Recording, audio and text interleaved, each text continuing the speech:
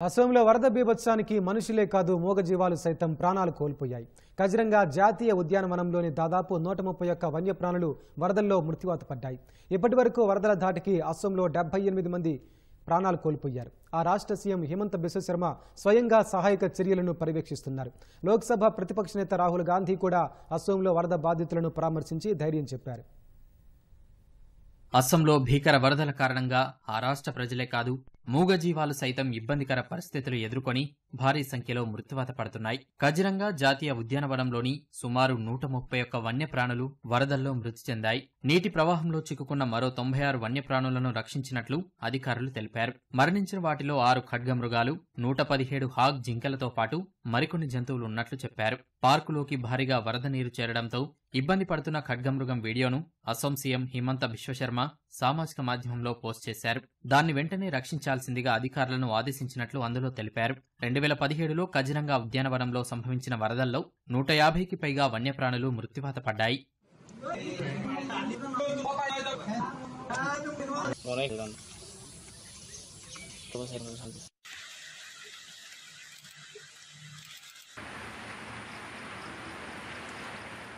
అస్సాంలో వరదల ధాటికి జరిగిన పలు ఘటనల్లో ఇప్పటి వరకు 78 మంది ప్రాణాలు కోల్పోయారు. 28 జిల్లాల్లోని సుమారు 23 లక్షల మందిపై వరదల ప్రభావం పడినట్లు అధికార యంత్రాంగం తెలిపింది. అత్యధికంగా ధుబ్రీలో సుమారు 7,55,000 మంది వరద బాధితులు ఉన్నారు. బ్రహ్మపుత్ర, బరాక్ సహా మొత్తం 6 నదులు ఉప్పొంగి ప్రవహిస్తున్నాయి. భారీ వర్షాలతో సంభవించిన వరదలు లోతట్టు ప్రాంతాలను ముంచెత్తాయి. కొండ చర్యలు విరిగిపడి రహదారులు, వాహనాలు ధ్వంసమైన ఘటనల్లో పలువురు ప్రాణాలు కోల్పోయారు. వరదల కారణంగా సుమారు 68,500 హెక్టార్ల పంట భూమి నీట మునిగినట్లు అధికారులు తెలిపారు.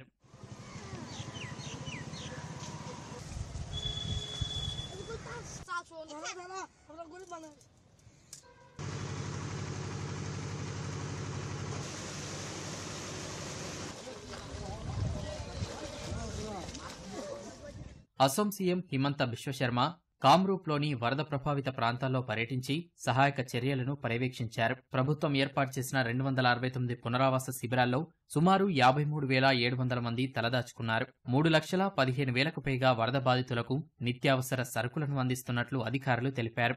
తాజాగా వరద ప్రభావిత ప్రాంతాల్లో లోక్సభ ప్రతిపక్ష నేత రాహుల్ గాంధీ పర్యటించారు. కచార్ జిల్లా సిల్చార్లో ఏర్పాటు చేసిన పునరావాస కేంద్రాలను సందర్శించిన రాహుల్ వరద బాధితులను పరామర్శించారు. మహారాష్ట్రలోని రాయ్గఢ్ కోటలో ఒక్కసారిగా సంభవించిన ఆకస్మిక వరదలు పర్యాటకులను బెంబేలెత్తించాయి. ఆదివారం రాయ్గఢ్ జిల్లాలోని కోటను సందర్శించడానికి భారీ సంఖ్యలో పర్యాటకులు వచ్చారు. మధ్యాహ్న సమయంలో భారీ వర్షం రాయ్గఢ్ కోట పరిసరాల్లో కురిసింది.